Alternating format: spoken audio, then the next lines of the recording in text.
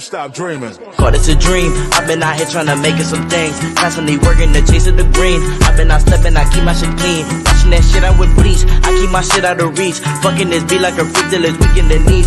I ain't getting none of some weeks. Doing this shit till I no longer speak. I've been out stuck in the heat. Doing this shit by any fucking means. I ain't the feast. Soon to be king. I'm finna eat. Soon to be free. Stuck in the knee. Inside a dream. Y'all niggas just better leave. Writing that shit on some knees. Picking it all on my piece. Y'all niggas laughing and fucking. Till I pull up and start busting. That's when y'all pussy start running. Ducking and dipping and lunging. Y'all niggas run out the dungeon. I just be here with your bitch and we fucking doing this shit cause I love it. Oh, it is a beautiful, beautiful Thursday. I hope everybody liked that new intro. Today's a really, really fun one. We're going to be talking about game, one of the core tenets of how you make it in the dating world.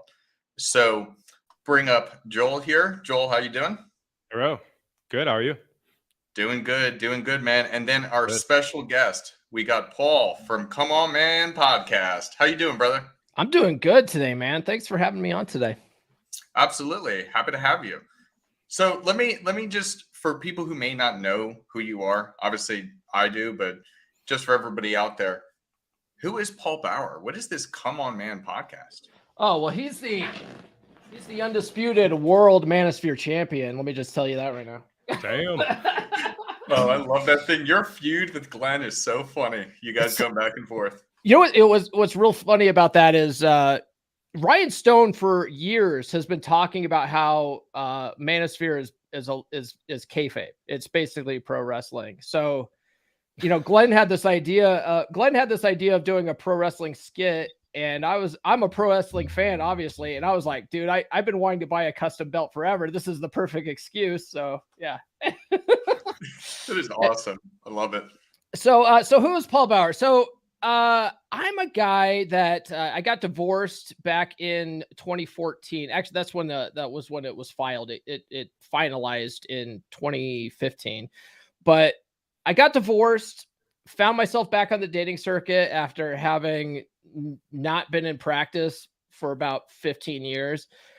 Floundered. I was out of shape. You know, I was fat and overweight. I struggled on a dating circuit. I had no idea what I was doing. Ended up, you know, falling into a relationship for 4.5 years, as a lot of guys do. You know, a lot of guys don't intentionally date. They just sort of like the first girl that takes pity on them, they just run with it. That's sort of what I did. Ended up in that relationship for 4.5 years. And when that ended, I was in better shape because it was during that relationship that I decided I needed to take my health back and stuff like that. So I lost all the weight, got back in shape. And so when I found myself on the dating circuit again, I was like, man, this is easy to get dates. It was easy to get dates. It was easy to hook up, but I couldn't keep chicks around longer than 3 or 4 days. 4 dates would have been a miracle for most of them, you know? And I was like, what am I doing wrong here? You know? And one of the blessings of that failed relationship with that gal for 4.5 years was that she got me into audiobooks. And not just like any books, but like, you know, self-help books and stuff like that. And so I was like, I bet you there's some material out here that I could study that will help me get better with women and just understand what I'm doing wrong here and what I've been doing wrong my whole life. Cause the two biggest relationships of my life failed. Like, what am I doing wrong? I'm clearly the common denominator. And so I started studying this stuff, read books like No More Mr. Nice Guy, Corey Wayne's How to Be a 3% Man, Dating Essentials for Men by Dr. Robert Glover, Atomic Attraction, countless books, right? Some of them I read it like, up to 20 times, 21 times. And just went out there and started practicing, right? Started taking what I was learning from the books and going out there and treating it like a science experiment, and just learned how to get better with women, how to build a rotation, how to spin plates until I found the right plate type thing, you know. So that was my journey. And then through that, I ended up in a men's group called it used to be called the 3% Man Group. And out of that group, my podcast started. And one of the reasons why I started the podcast was I realized that there was a lot of guys that were in that group that would study the material, get in a relationship and stop studying the material. And then they would fall back on old programming, you know, and then their relationships would end. They would end up back in the group like 6 months later or whatever. And I was like, you know, if I just find a way to keep this on the forefront of my mind all the time. Something that like just keeps it fresh in my mind, something that, I'm always focused on it so that, I can put my best foot forward in my relationship, then I'll probably have the most success with it. And I started the podcast out of the group so I could do that. So I could talk to other guys about this stuff. And, I've been doing the podcast now for about 3 years. So that's interesting. So calling it "Come On Man" it's really you calling out yourself. It's like a reminder to yourself. It's actually a hat tip to Corey Wayne, because if you watch any of his videos, he's always like, "Come on, man," these guys that write in or whatever, and so that was a common thing. And the podcast was originally Come On Man Podcast, a 3% Man podcast. So it was really for fellow students of Corey Wayne's work at the beginning. And then I shifted the focus more away from Corey Wayne, although I still talk about him all the time because he's such a big influence in my material. I decided to keep the name of the show "Come On Man." It's still a hat tip to that guy. Yeah. I was going to ask you if you read the Corey Wayne's book 20 times. And then you said you read some of the books. I've read his book. I bet the Corey. Have you read it? I read it like part of it once, but whenever a guy calls in, he's like, "How many times have you read the book?" Yeah, it's like 3. It's like, dude, you got to read it 20 times. Yeah, it's a common theme in there, and I've never even considered reading a book multiple times until I read his book. And one of the things that he points out in there is that in order, like, we only retain about 10% of what we listen to or what we read, right? Because, and if you think about it, it makes sense, because as you're sort of reading along, like, your brain goes off on these little tangents, and you're still reading along, but you're not really retaining it. And then your mind comes back to where you're at, So if you read it again, you miss all these other parts that you didn't retain before. And so if you really want to, study the material so you know it backwards and forwards, so that it's like a part of your personality, you've got to read it 10 to 15 times at least. And but I'm like a Bob Proctor guy. Bob Proctor read Think and Grow Rich pretty much every day for 60 years or so. And so I'm like, I want to be the Bob Proctor of game. I'm gonna keep studying this shit until I die, so that's where I'm at with it. I'm like, I don't think you should stop at 10 to 15 times. I think you should at least get there, but at least revisit it once a year just to keep it fresh. Otherwise you're going to fall back on old programming, And I think one of the things that you had mentioned too that is so important is when you were learning this information, you actually went out there and you treated it like a science experiment. You were actually practicing. Yeah, that's key, because a lot of guys, they hear, "Oh, you candy ass, you Rudy Poo candy ass, you're never getting this." He's on mute or something. I know, that's fantastic. He did not tell me he was coming in, and then he comes in on mute. That's hilarious. Look at this guy. Look at this buffoon. He says he's like yelling into the void. We can't hear him. What were we talking about? We still can't hear you, Glenn. You got to fix your audio, bro. Glenn, fix your audio, man. I'm going to kill this little punk. I'm going to come on there, and I'm going to eat his heart while I rip that belt off of his manicured little fingers. That's right. He's done. Yeah. Oh, man. You guys are funny. Well, come and get it. Come and get it. Come and take it. Well, anyways, what Glenn, were we talking about? Oh, we were talking about we're talking about game. We're trying to move the conversation forward, and okay. Glenn, I'm happy to have you. Yeah. I don't know if you wanted to come in just for that. I just had to come interrupt. I was just like, fuck this guy, Paul. He just tagged me in another video. I'm coming to ruin. Paul just keeps coming with the promos. Like, what the God damn it. But I'm working on like an intro video for it. Oh, okay. So when you get a chance, send me some pictures where it's just side profile. All right. Oh, okay. You want to have like a yeah, we're gonna have a face off. Oh, I could do that. Yeah, we can do that. Yeah. All right. All right, send it to me. All right, back to learning how to pick up chicks and not suck dick. I'm out of here. Bye, Glenn. Oh man, he cracks me up. I swear. Yeah. So what were we talking about? We were talking about reading books and practicing. That's right. Yeah. So a lot of these guys that get Corey's book or whatever, they're like, oh, you got to read this book 10 to 15 times. They think that you have to read it 10 to 15 times and then go out and practice. It's like, no. Go out, like read the book, go out, practice, and then come back and read the book again, because more of that stuff's going to make more sense to you, as you're going out there in the field and trying this stuff out, everything requires action. If you want success at anything, you have to take some kind of action. Right. And I think that's huge. One of the things I've talked about before on this channel, I've talked to Joel about it, I talked to all my clients about it, is that going out solo type of thing and not relying on other people. Because when you're learning this material and you don't have the friends or the group of guys to go out with to practice together, you just got to go do it. And when you're doing it, you're actually seeing everything in action.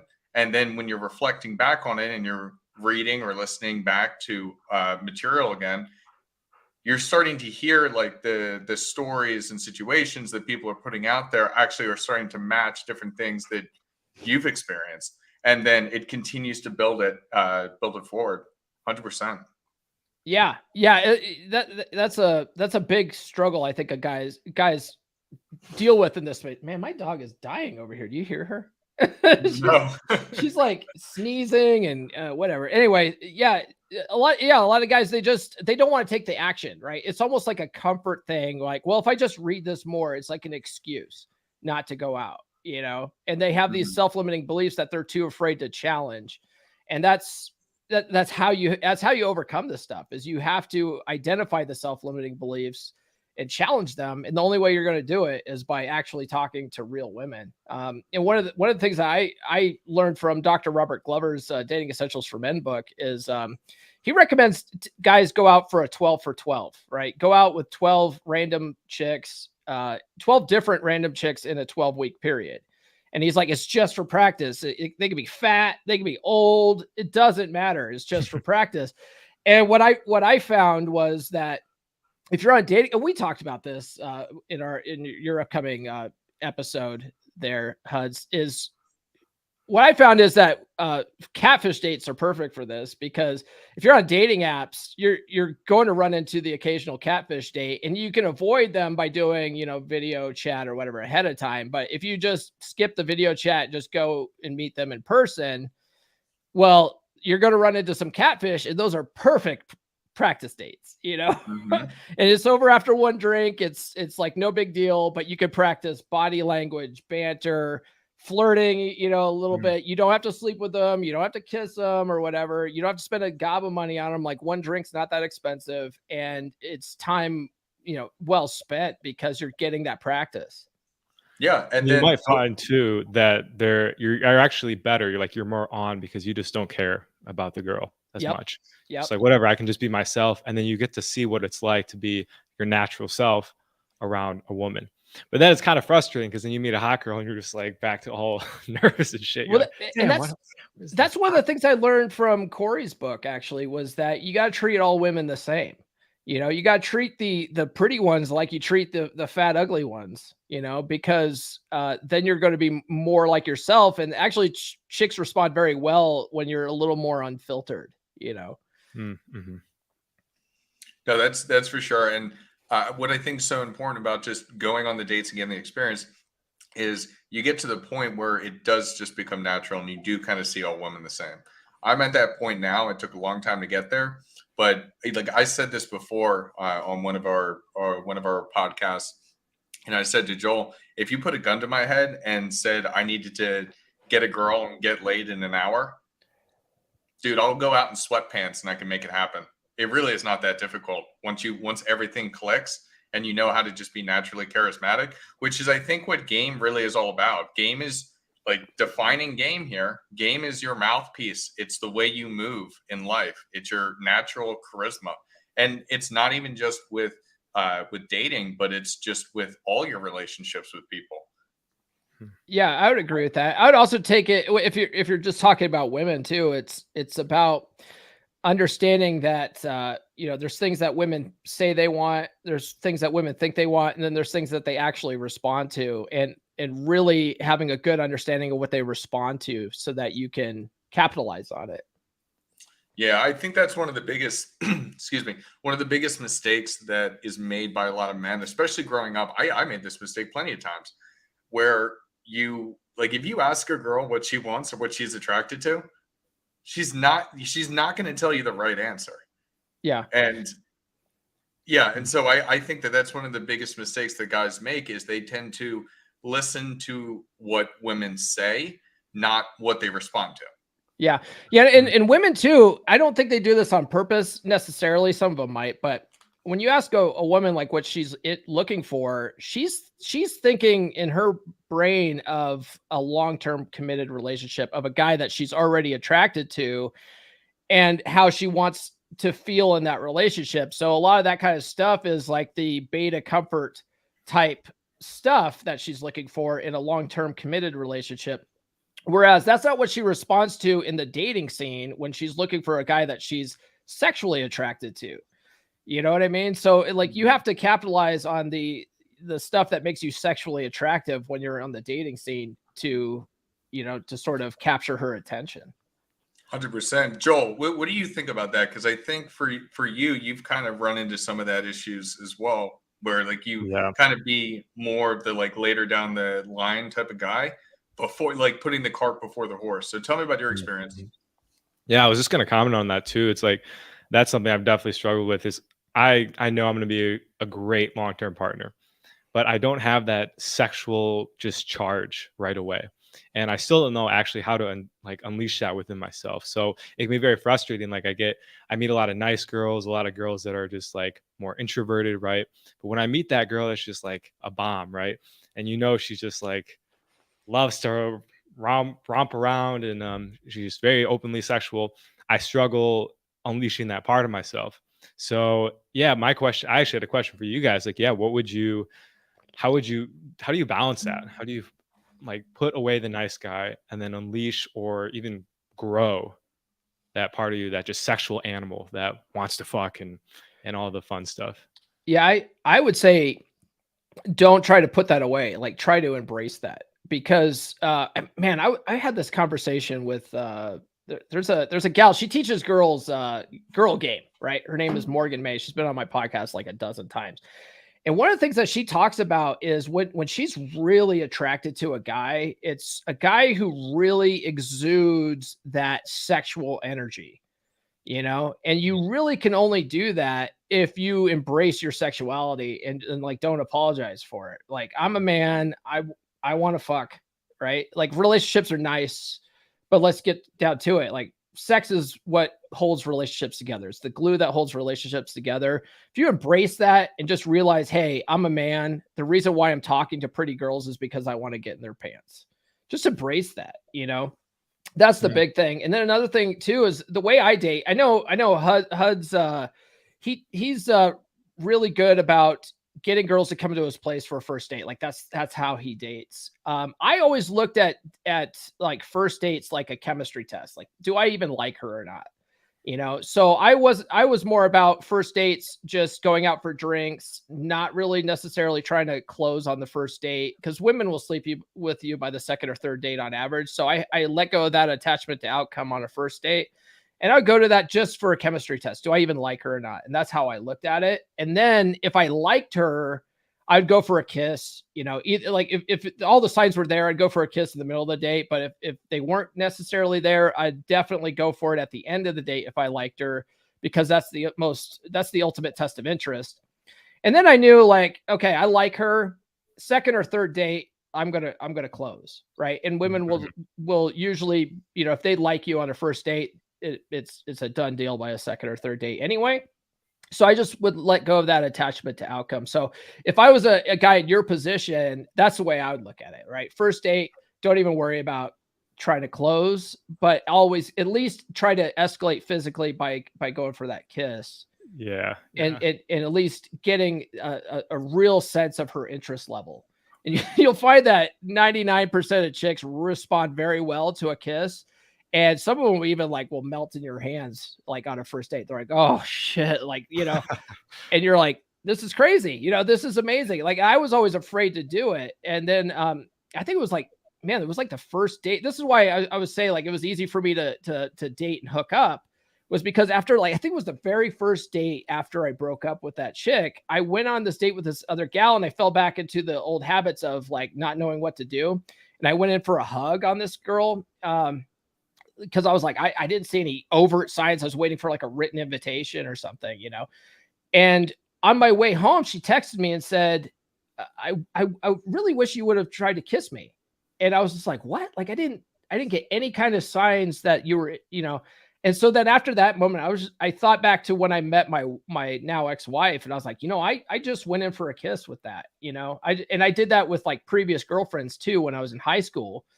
And I was like, why am I like being such a pussy about this? I'm going to go if a girl I like, if I like her, I'm going for a kiss no matter what. And when I started doing that, everything changed. So, just, I would say like, don't be afraid to do that. Cause you'll find that, you know, the first couple of times you do it, it's going to, you know, be uncomfortable. It's like a challenging self-limiting belief type thing. But once you do it a couple times, you're going to realize like most chicks are like really into it. And then it's no big deal after that. And it's just a test of interest, you know? Well, I appreciate that because, and a lot of time, like I do, like I go for the kiss every date for sure. And in my mind though, I'm like, that's not enough, right? Like I need to be like, you know, just in that basically where she just wants to rip her clothes off in the street. But it's like, no, it's like, okay, you can, that's like more like a porno, right? In real life, you got to be a little bit more calibrated, slower, at least in the beginning. I'd like to get to where I could be like HUDs, where I could just have a girl come over. But yeah, I don't know if that's my personality type, etc. I would say it's not a matter of like what real life or whatever. It's just what you're more comfortable with, you know, because like the way HUDs has figured it out that you can pretty much easily close on a first date if that's what your goal is. So, I mean, if you want to work up to that, like you could absolutely do that. But if that's not where your comfort zone is, and you do want to take it, you know, a little more slower, then this is another option. Really, it's just about your options. Cool, for sure. Let me share here. So just shout out to Jaron real quick. Jaron was actually the one who introduced Joel and I. Sounds like he has made it to Israel. So awesome, man. He's been having fun all over Europe right now. So shout out to you, brother.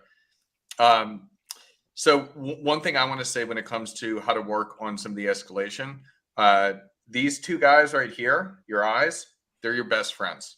So a lot of the times when I'm on a date with a girl and I'm sitting across from her, I know we talked about this. You prefer to sit next to her. I prefer to sit across from her, because when you are in the moment and you're talking with her and you're looking directly at her, there are times in the conversation where you can communicate that sexual desire with your eyes, and you just have that slight smirk, and you're not saying anything too quickly.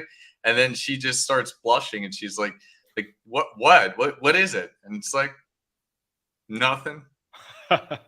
It builds that, because you're then also implanting it, because when you really are thinking and feeling that sexual energy, she can read it. She can feel it. That's a vibe that, as they use the abstract for, that you're essentially expressing. Okay. So yeah, that's a little tip I wanted to share with you. I think you and I talked about this, the left eye thing. Did we talk about that? We didn't talk about specific eye. Okay, yeah. Curious. So there's this thing that I learned on my journey, which I call it the left eye trick, you know.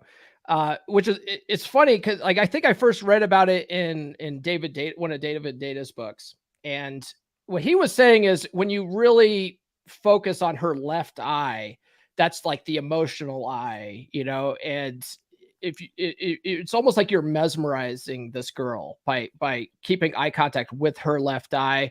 And if you like really, like you were saying, like almost think like, you know, very sexual thoughts and sort of put it towards her left eye, like she could really feel that because it's the emotional eye.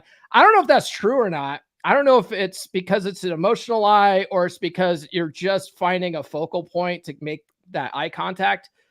Either way, it's a good target for making that eye contact either way. But if you read Mode 1 by Alan Roger Curry, he talks about getting in a girl's left ear zone for the same reason. He says you want to whisper in her left ear because it's connected to her right brain. It's the emotional blah, blah, blah. Same idea. So if you're, so I always recommend the guys like try the left eye trick. Don't take my word for it. Just try the left eye trick. It might just be the eye contact thing in general, or it might be that it's her emotional eye, whatever. Just give it a try. And I found that once I started doing that, just like HUD says, it's like you almost build like a very strong emotional bond with them just with that eye contact in general. Oh, that's huge. I'm always looking in the right eye. That's why. Oh, that's your problem right there. I'll pay you guys for this session after, because this could be a game changer. Damn. Yeah. Try out the left eye thing. It's actually every time I put out a video about it, I'll have guys come back and they'll be like, "I've tried it, and it's like it's a game changer." And I believe it. Yeah. So, and then you're not like darting back and forth between her eyes too, right? Which makes you look nervous. It's like, okay, fuck, which eye do I look at? And then you look in the middle, like at her nose, and yeah. Why would you be staring at her nose? Right. A good thing to do too is when you're making that eye contact, whatever eye you're looking at, don't break that eye contact first. Make sure that she's the one that like sort of looks away first. It's almost like a staring contest, because that's a dominant masculine presence type thing, So if you make that eye contact, just hold it there until she's the one that looks away, and then you can sort of relax a little bit. Or until she then, and that's kind of what I was talking about as well. Or she gets to the point where she's like, "What is it?" Yeah. I gotta listen to you guys more. Like before like starting this journey, I went to like sex addiction groups because I was worried about one day waking up and just being like addicted to sex. And they say like the 3-second rule. So don't look at a girl for more than 3 seconds. So that's why I've been going around, like see a girl, we'll make eye contact, and then I'll like 1, 2, 3, and then I'll look away. See, I believe in a different 3-second rule. And that's if you see a girl you want to talk to, you have 3 seconds to go talk to her, or you're going to talk yourself out of it. I like that one better. Yeah. It's more useful. It's more useful. I think so. Yeah. No, that's the truth. That definitely is a big one as well. Guys do that all the time. They shoot themselves in the foot, and I'm guilty of it. I had plenty of experiences, especially when I was learning things of what that was like, and I just lost opportunities because you never know. And when you just make the move, you can have some beautiful, beautiful experiences with women. Yeah, 100%. Whammy. Okay, so yeah. So if guys are just getting started here, outside of working with mentors like any of us, people that have been through it, how would you recommend that they start learning this stuff? Outside of you got your books, absorbing the material, definitely going out and practicing. Like if somebody came to you and they were like, give me the, I don't know, 3-point plan or 5-step plan, whatever it is, to go from who I am right now to getting to your level. Like, let's say, for instance, Joel, you're doing a lot better, but let's say we're telling Joel, okay, here's how you go from 0 to hero. What would that look like? Are you asking me that? Yeah. So, man, what I like to sort of understand is what guys are struggling with in general. Sometimes guys are struggling with just talking to women, right? Other guys, they don't have a problem talking to women, but they have a hard time having women stay interested in them and stuff like that. And I'm one of those guys too. Like, I'm like probably the worst dating coach in the world, because I'm one of those guys that's like, you don't need a dating coach. You can, if you're a self-motivated guy, you can learn this stuff. You can watch videos, you can, listen to podcasts, you can read books and stuff like that. And then as you're learning these tips, like go try it out and treat it like a science experiment, and then come back and reevaluate. Okay, what did I do good? What did I do bad? A good men's group is good for that, because you can swap notes with these guys and be like, okay, guys, this is how the date went. This worked really good. This didn't work really good. What do you guys recommend? And then just like have all the guys pile in with all their data and just take what's useful and then try to apply it in the next one, you know? But if you're not very self-motivated and you need someone that sort of hold you accountable and ask you those questions and get you to like really, you know, be honest with yourself on like how you performed and stuff like that, then a coach is perfect for that, you know? So as far as like getting going, it's like, you really just need to understand what your results are now. Right.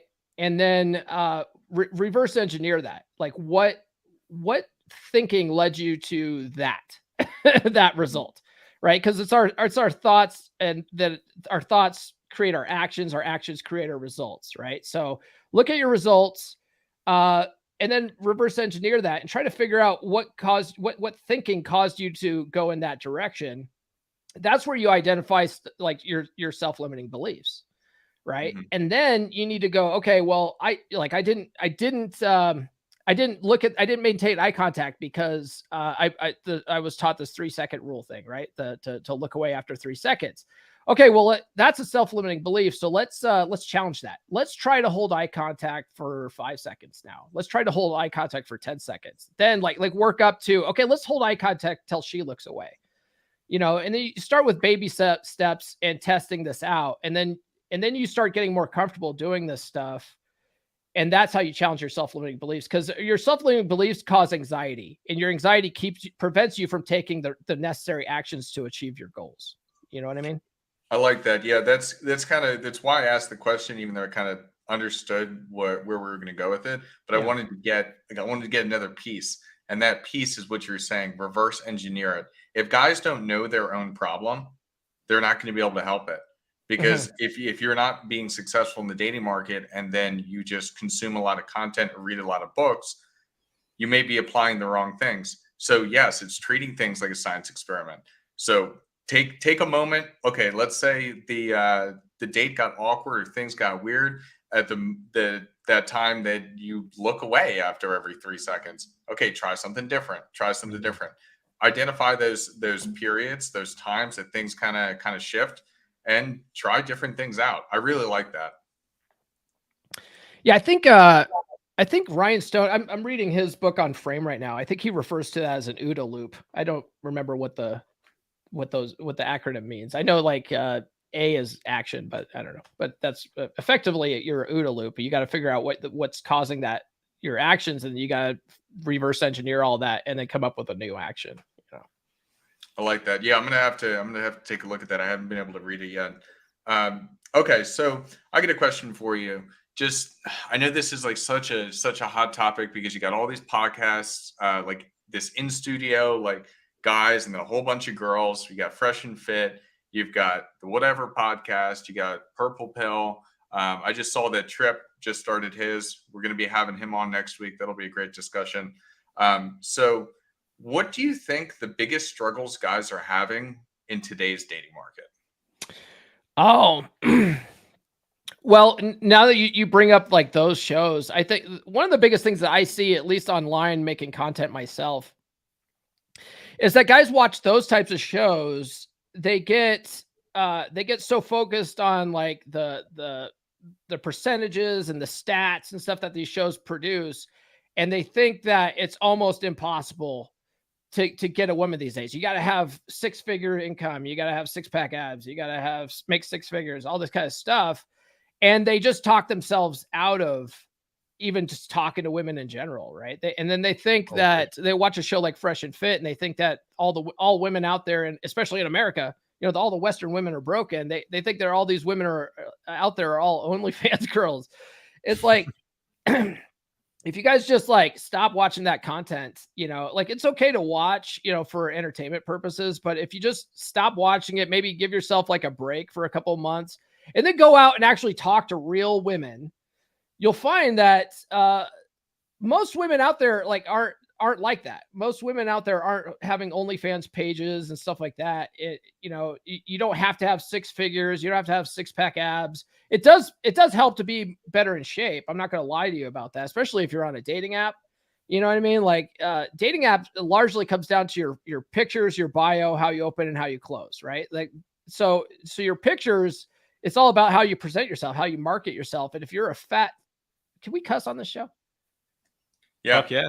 Okay. If you're a fat fuck, right? You're not going to do very well on dating apps. You might do better in person, right? But either way, it behooves you to go out and get into some kind of shape, but you don't have to have ripped abs to get women. In fact, most of the women can't even see your abs when you're wearing your shirts anyway. You know what I mean? And by the time you get to the point where you're taking clothes off, she's already invested. She's not going to be like, wait a minute, you don't have a 6-pack abs. This is all, that never happens. That's so true. I spent so many years trying to get in shape and get ripped, and I finally did, and no one gave a shit. Like, at all. Who gives a shit? Other dudes. Dudes. Totally. You're at the gym and they're like, man, you're looking pretty stacked there, brother. What how much protein you take? Like that. Guys care about that stuff more than women do. Totally. The guy's like, I bet you get chicks, bro. You're just like, fuck yeah. You're just I'm getting all these dudes approaching me at the gym. Wait a second. This is the opposite. Something's backwards here. No, that's funny. And I've shared this with guys before, and like, especially when we've done in-person meetups with my groups. Hey, both Thor and Glenn are always on my case because I do not work out as much as I'm supposed to. Mm-hmm. I just don't have the physique I should. And the guys that I've gone on these trips with, and they see me in person, like even when we were down in Miami, they're seeing me shirtless and everything else. And I just walk and walk with that confidence and talk with that confidence and that charisma. And they're just like blown away about how it works because they've been so focused in their head about going to the gym and doing that type of stuff. And yet here I am beating out all these other guys when it comes to approaching. And they're like, they can't wrap their head around it. But that's exactly, what it is. It's about how you carry yourself, not so much exactly how you look. It's very important to be in shape. Don't get me wrong on that. I definitely agree with you on that. But I think guys try and hyper focus on something like that, thinking that once they get to a certain state, like Joel, as you experienced, once you get to a certain state, then everything is just, the women are just going to be running and flocking to you. Mm-hmm. And that doesn't happen. That doesn't happen if it doesn't come with something else, whether that be status, money, whatever. Yeah, that's why there's guys that like, we were talking about reading Corey's book 10 to 15 times and then going out. There's guys that like, okay, I'm not going to go out and talk to women until I, have a 6-pack abs, till I have 6 figures, till I've read the book 10 to 15. Like they won't even go and talk to women. It's like, dude, once you get to that level where you have the 6-pack abs, you're still not going to know how to talk to women. Like you might as well be practicing along the way. And the guys that get laid the most are the guys that take action, the guys that go out and actually talk to chicks. Like those guys get laid the most because they're taking the action. It's not the guys that are all like, ripped necessarily, unless they're the guys that are ripped and take action, then yeah, they're probably doing great. I think that's really important too, what you mentioned, that you don't need to have like $1 million. And I've really struggled with that too. Like I had to stop watching Fresh and Fit, even Tate, all that stuff, because I will watch one of their videos. I will get so depressed because I am so far away from being on like a status level of those guys that I just feel like, I'm like, what's the point? So I can't do it. I just can't do it anymore. Yeah. It's funny. I have one of my coaching clients. He sends me he's like, you know what? I'm really worried about my car. I'm really worried that my car's, chicks aren't going to like it. I think I want to spend 20 grand on like a newer car and stuff like that. I'm like, what's wrong with your old car? Like, does it not run? Like, are you having, no, it's fine. And I was like, dude, you're not spending your money wisely. Like one, cars aren't an investment, cars are a liability. They drop, the value as soon as you drive it off the lot. Even brand new car, you can't drive it off the lot, turn around and sell it for what you just paid for it 5 seconds ago. So I was like, don't do that. Like, be smarter with your money. Like women are more attracted to guys that are smart with their money, not necessarily have a lot of money, for one.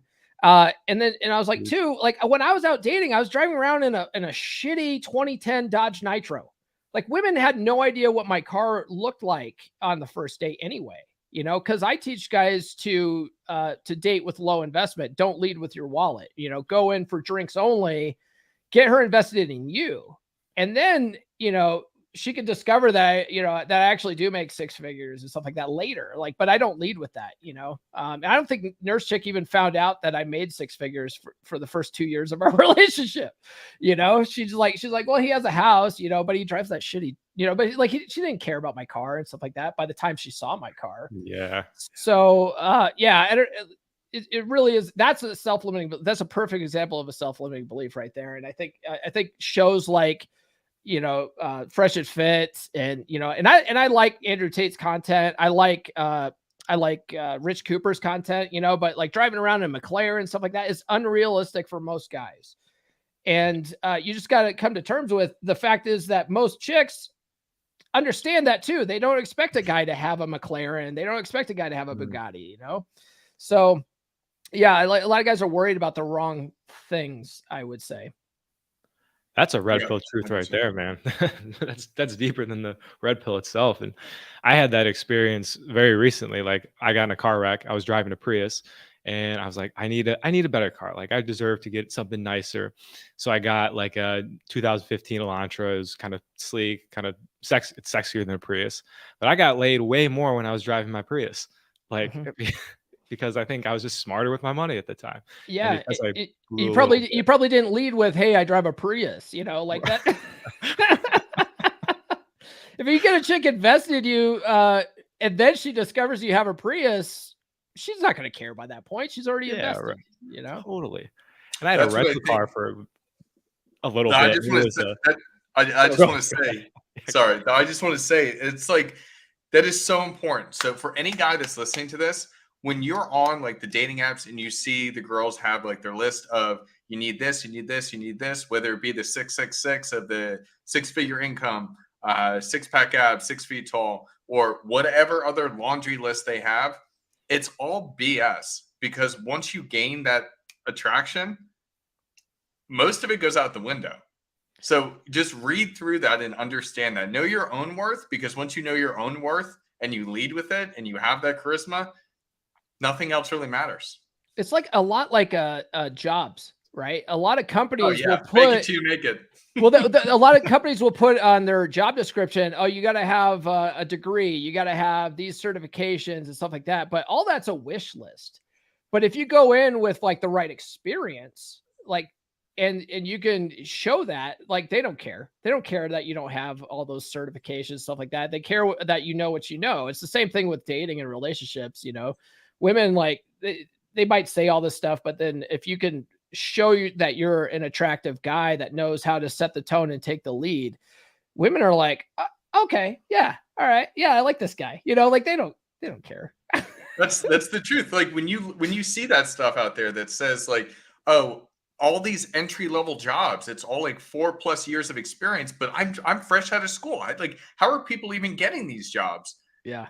Well, yeah, it's about you at least know the material. And do people actually want to work with you? Think about that. Do they want to work with you? So as soon as you have the conversations with them, they know you've got a basis of knowledge and they want to work with you, then you get hired. Yep. That's all it is. Wow. Guys, you're blowing the minds here. This stuff has got to get more in the community. I mean, that's why we made this channel, because this is the stuff that's going to help so many guys, because I've spent so many nights feeling so bad about myself for not earning $100, $200, $300, $500,000. And my coach, he's told me over and over, he's like, dude, you care so much about money. And I'm like, I can't like not care about it. It's just like ingrained in my brain. Probably because growing up in the West, growing up with parents who really valued money. And then at the same time, then hearing all this content, watching these crazy videos of guys driving around in the Bugattis, the Lamborghinis. It's just like, I'm conditioned to put money above all else. And there's this inner knowing that when I do get money one day, like a good amount where I'm comfortable, I'm just gonna be like, okay, what's next? Like I'm not gonna feel fulfilled. I can I feel it coming. Yeah. I what that same client, the one that wanted to buy a car, he's also very concerned about money and investments and all that kind of stuff. And in fact, that was the funny thing too, because he wanted to drop 20 grand on this car, but at the same time, he and like he has some business partners, they want to save up a certain amount of money so they could buy their first investment property. And I go, you're going to blow this money on a fucking car to try to impress chicks that don't give a shit, when you should be taking that money and putting it towards this investment that'll actually get you where you want to be financially. And he's like, oh shit, like I never thought about it like that. And at the same time too, he's like young too. He's like, mid-20s or something like that. And every time I talk to him, he's like so concerned about money. I'm like, dude, you're trying to get to where you're going to be at 40 when you're like 20 right now. Like you got all this time. You're on the process of building your kingdom right now. You're in a good spot. You're in a better spot than most guys. I was like, I think like the mean income for Americans is like 30 grand. I was like, this kid, he makes 80 grand right now a year in his day job. I was like, dude, you're already above these guys. Like you need to put things in perspective a little bit and realize you have time to work towards that, and he was just like, oh shit, yeah, like 40,000 is the top. If you make 40,000, you're in the top like 2% of the world, which is crazy. Yeah. Look at you filthy rich bastard. Like, Yeah. And Huds, I mean, you're a perfect example of this. Like when I met you, you had just lost your job. You were struggling with money. But what drew me to you is you didn't give a shit. Like you weren't worried about, like you were concerned about it, but you weren't like freaking out. You weren't talking about it all the time. And now what has happened in the last 2 weeks, right? You're just boom, you're set. And it's like that energy of you. I'm like really set. Like, let's just say I'm really set. Right. And it's like, I'm like, wow, I'm like looking from outside perspective at like the energy you were embodying. Like you just weren't like thirsty for it, which was, it's like, huh. Interesting. That's an interesting thing to bring up because I was just talking to my girlfriend about this yesterday. I posted about this too on Twitter, and people are losing their minds about it right now. There was this chick that left a guy. She filed for divorce on this guy that's dying of cancer. Right, he's on his deathbed, so she files for divorce. Of course, all the guys will lose their mind about what a shitty person she is, and yeah, she is a shitty person, but if you read the headline, it says that she's disgusted by the fact that he's basically like wallowing self-pity. Now, I feel sorry for the guy. He's dying. It's hard to think of like, what would you do in that situation? You'd probably wallow in self-pity too. Like, oh shit, I'm dying, be a pile of depression. But that by itself, right? Like, I think I have a working theory that women don't give up on guys because something bad happens, right? They get sick, they lose a job, they're dying of cancer. They give up on guys who give up on themselves. And a lot of guys, when they lose their job, they fall into depression, right? They're like, oh, I suck, I can't get a job, whatever. And like, then the women leave because the guys are like, they give up on themselves. My dad was a good example of that. My mom never left, but she resents him to this day because she wanted to be a stay-at-home mom. He lost his job at this great company. And basically for like, I don't know, a couple of years, he just fell into a depression and didn't want to find a new job. And so she had to go back to the workforce and be the major breadwinner. And she let my brother and I know every fucking day that we grew up that, oh, I was the breadwinner. I'm the one that brought in the money. Like, I get it, Mom, but just because my dad gave up, I think if it was a modern day relationship, she would have left him. You know what I mean? And it's because he gave up on himself. But like, Hud's out of work, didn't give up on himself. He's just like, all right, I'm going to fucking find a new job. No big deal. Right. I've been fired. Yeah. I got fired from a job once when I was married, and I got fired on a Friday. I spent that Saturday and Sunday getting my resume up to date. The following week, I was like, I'm applying for every fucking job out there on Monster and Indeed and, all those job sites. I lined up interviews that week. And then the next week I went to all the interviews. I had a job that following week. Like I hit the ground running, like, okay, well, fuck, I guess it's time to get another job. And so my wife didn't leave because I lost my job because I didn't give up on myself, So that's the big key. It's a mindset thing. Sounds like HUD's got it, That's why he's no, absolutely. And that's it too. Like when my girl was coming home from work, it's like every day she I remember one of the days it was funny. I was taking another phone call right as she's walking in, and I'm just like, hello? And she's like walking in the door, hello. And I'm like, no, I'm not talking to you. But she saw that. She saw that every day. She saw the work. She saw that I cared. She knew my qualifications. She knew that I wasn't just being a bum. Yes, there were times where I was detaching and playing video games, detaching, watching YouTube videos. But she understood that that was necessary because of how hard I was working to get things back on track. And she wasn't worried about it. It was stressful. There definitely was a concern, as Joel said, but she wasn't worried, and she did not want to step away. Yeah. One of the things I learned in my holy trinity of dating books, Atomic Attraction is one of them.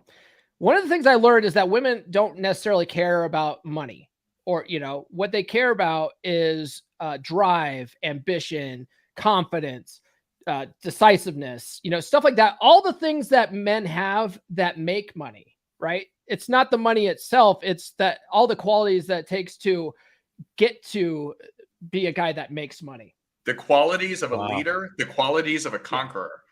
Yeah, that's what is attractive to women, not the possessions itself. A lot of guys get too wrapped up in the possessions. It's not that. It's the drive and ambition. That's why, if you're working with a chick at McDonald's and you're a fucking hard worker and you're trying to become the fucking McDonald's manager, they're attracted to that. They're like, oh, this guy's got fucking him. He's not going to be on fries forever. He's going to be at the counter next. That's what women find is attractive. It's funny. Yeah.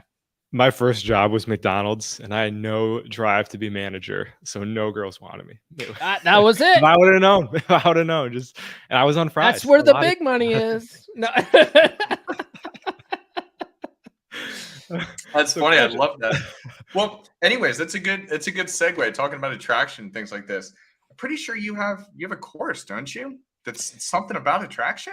Yeah. Well, my course is it's on the law of attraction, though. It's called the Practical Law of Attraction course, and it's more about mindset, right?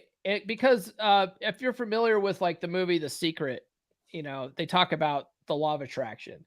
Law of attraction, it's not just attracting women into your life. It's attracting anything into your life, attracting better jobs, attracting, better health, stuff like that. It all comes down to mindset. And the thing is, if you watch the movie The Secret, it comes down to, it comes across very woo-woo, very magical, very spiritual, very, genies granting wishes and that kind of thing. And I'm a big fan of it, and I've had it work so much in my life that I just can't deny it anymore. Like the reason why I'm on Rule 0 is because I had it on my goal board and I focused on it, and I made it into a reality. I originally just wanted to be a guest on Rule 0, and then Rollo invited me on the panel, and my first episode I hosted. It was like it blew my mind, right? Had no idea how I was going to get there. So this course teaches you how to achieve goals that are so big, like it'll blow your mind like that. And really, there's 3 explanations for it, right? There's a spiritual one, there's a quantum theory one. That's where you get the whole idea of vibrations and stuff.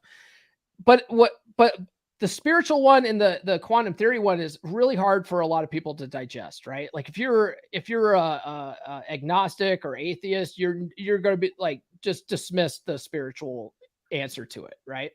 That's the whole idea of like, oh, God's, giving you what you want, like prayer and stuff, right? So you're going to dismiss that, right? And then the quantum theory is we live in a world of physics, right? For the last 1,000 years, we have a understanding of physics, a physical reality. So the idea of like quantum physics blows people's mind because a lot of quantum theory disproves a lot of physics, a lot of physical theory.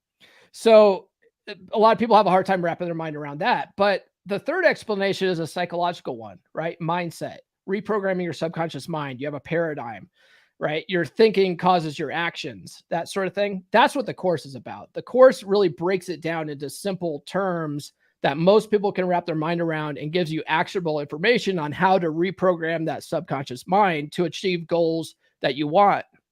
And it could be anything. It could be attracting better relationships, better health, more money, stuff like that. But it all comes down to believing you can do it and then taking the right actions to achieve those goals. And that's what the course teaches you how to do.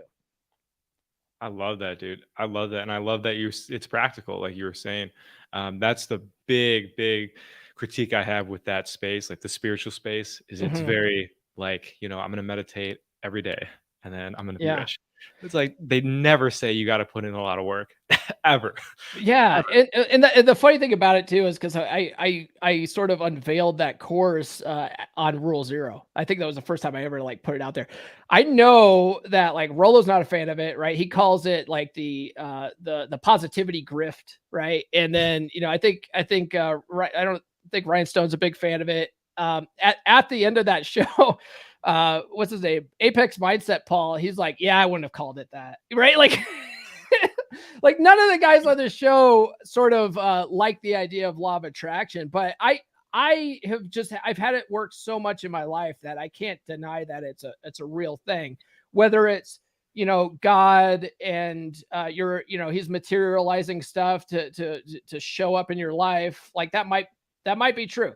Whether it's vibrations or actually attracting like vibrations, right? That might be true too. But to me, it just comes down to changing your mindset about things and then taking the right action. It's very simple. So I tried to portray it that way. Yeah. You just got to call it like magnet dick or something, and then everyone will love it. They'll be like, right. Mine, dude. But that's great. I think what I really love about it, and that's why I wanted to bring it up, because I know I got a little bit of a preview in Thor's group when you were going through some of the stuff. What's so important about it is it's actually giving like a fundamental structure to start moving towards goals.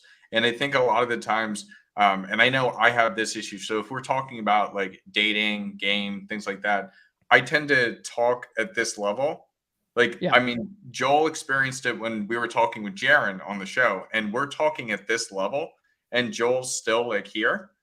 He's not at the bottom. He's doing just fine, but he's not at the level. So we're talking like over his head on certain things. And so that's what's so important to get people started, is to give them the foundation so that they can rise up. That's what I love about it personally.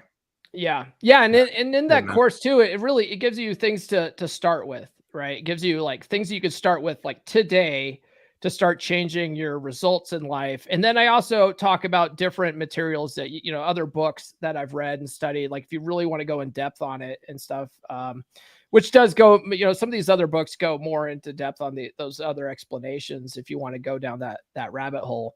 One of the things I talk about too is the idea of the quantum field theory. That will blow your mind if you go down that rabbit hole. Like, just watching videos about it on YouTube, you're just like, holy crap. Like the idea of quantum field theory is that our minds actually do impact the universe around us. And they actually have scientific proof that shows it. But if you go and try to tell that to the regular person, they're just not going to believe it, right? Because it makes no sense. It doesn't jive with our physical reality. And so I just, let's just put that away for a minute, because you guys you get off in the weeds on the why it works, as opposed to the fact that it just works. Like, let's just look at it, forget about why. Let's just look at, how it can work for you, And again, science experiments, just go out and try things. I mean, what's the harm in learning something like that, giving it a whirl? And then if you don't believe it, you don't believe it. But who knows? It could change your life. It can absolutely change your life, fundamentally, every aspect of your life. If you do want that McLaren someday, man, I just talked about this on Thor's Dragon Ship on Saturday. Watch, if you really want to see a good example of this in action, watch the documentary on Netflix. It's a 3-part documentary series on Arnold Schwarzenegger, right? The whole first episode is how he decided to become a bodybuilder and how he worked towards that. It's all law of attraction. He talks about visualization. He had pictures of bodybuilders on his wall. He would lay there at night visualizing himself in those pictures. But he didn't just sit there and daydream about it. Like, he took action. He started lifting weights. He any opportunity that came up, like there was like a weightlifting club at one of the local colleges that he heard about. Are we losing him? He's dead. Oh, he just froze. But yeah, I just lost camera there for a second. Okay. He lives. Yeah. My docking station cuts out periodically, but yeah. So anyway, he didn't just visualize that stuff. He wasn't just daydreaming. He was like, oh, this college, they have this thing. I better get on that. I'm going to work with some of the best in the world. And that all led to him to eventually achieve that goal. And he was like, when I was standing there with the trophy, he was like, it was just like I visualized. It was exactly like I pictured in my head. That's law of attraction right there. Wow. That's crazy. I love that. That's fantastic. I mean, I know I did that with even this. Like, when I met Jaron, like I was watching Rich Cooper's vids, and I'm like, how cool would it be one day to just like know these guys? Like, because they're men. I've never met these, like, had guys in my life like this before. And I just kept thinking about it. And I saw that opportunity with Jaron, and we took it. And now I'm sitting here with you two. It's just like, it really does. I think it is happening maybe more than people think it's happening. So I think I like that. You're just kind of reminding people that you are manifesting in your life all the time. And sometimes the manifestations might not be great though. So you might want to change what you're giving focus to. Yeah, a lot of people are manifesting stuff and they don't even realize it, right? Yeah. Like they don't even realize that they're attracting everything in their life based on their thoughts, their attitude, and because all that stuff causes them to take certain actions. But once you realize that you have control over it, you have control over your thoughts, you can plan out your life exactly the way you want it and move towards that. And you have 100% control over that. You have 100% control over your destiny, you know? And once you realize that, that's power. That's real power right there. Yeah, 100%, 100%. I think the same thing as you're saying, Joel. Back when I was watching Rule Zero, back when it was initially the Red Man Group. God, I've been watching this stuff for years. I remember I saw this one dude. Maybe this is when it clicked in my head. I saw this one dude who was just out for a walk, calling in off his phone, and he was talking to them. And I wanted to call in too, but I was just so freaking nervous about the entire thing. But it put a spark in me. It's like anybody can do this. Like, the celebrities are people just like you. If you view them as a celebrity, whatever else, they're people just like you. And it was a mindset shift, and everything just changed from there. So anyways, let's wrap this up. This was a really great episode. Thank you so much, Paul, for coming on. Really appreciate it. So where can people find you? I know I'll have things plugged down below, but what do you got coming up? You can follow me on Twitter here at Come On Man Pod. I think the link's in the description for my other social media. You can follow me on YouTube. My podcast is available on all major podcast platforms, so iTunes, Spotify, all that kind of stuff. What do I have coming up? Friday morning at 10 a.m. Eastern time, I'm going to be doing an episode on how to get your wife to bang you again. Right? Like for Nice. for a lot of guys find their way to the space because they're in a long-term relationship, they're in a marriage, and their wife or girlfriend or whatever has sort of lost attraction for them, and now they only have sex maybe like once a month or whatever. A lot of guys find their way to the space because they're in that situation, right? And so we'll talk about ways to perhaps rekindle that spark, So that's what we're talking about. And then I think Glenn's hosting Rule Zero on Saturday. That son of a bitch. So Glenn's hosting Rule Zero Saturday. I'll be on that. And then I'll be on Thor's Dragon Ship Saturday as well. So check all that stuff out. Good stuff. Good stuff. And I'll have everything down below. If you guys are interested in the Law of Attraction course or anything else, it'll plug out to all of his socials and everything else. Good stuff. Joel, you got anything you want to share, at least with Sobriety University? Yeah, guys, we just hit 2,000 subs, so big thank you if any of you guys have subscribed. Really appreciate it. I got a lot more content coming about addiction, all that stuff. Next week we got a live stream about quitting caffeine, which I know for some people can be a real hindrance in their life, like it was for me. Other than that, yeah, Paul, thanks for coming on, man. I learned a ton. I'm really excited to go out and put this stuff into action. Again, that's the key, getting out there, taking what you're learning, not just jerking off with it, but going out there and getting some results. So I'm excited to stare at girls for more than 3 seconds. I really am.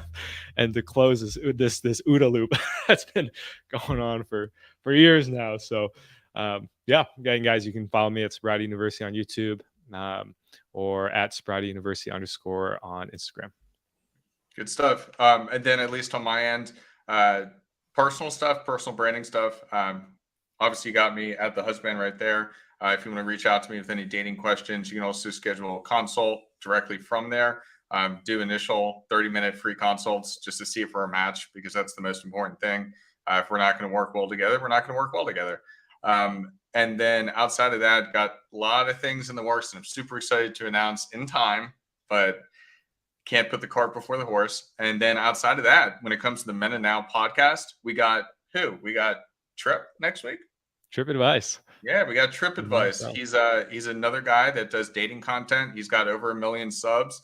I just watched his show from yesterday. He had Torsia come on.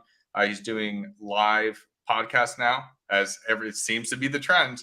But it's going to be absolutely fantastic. And I'm really, really curious to hear his opinion on some of this stuff. I'm sure it'll be very similar to what we talk about, but it's refreshing to talk to a bunch of different people. So definitely look out for that. And until next time, guys, peace out. Peace.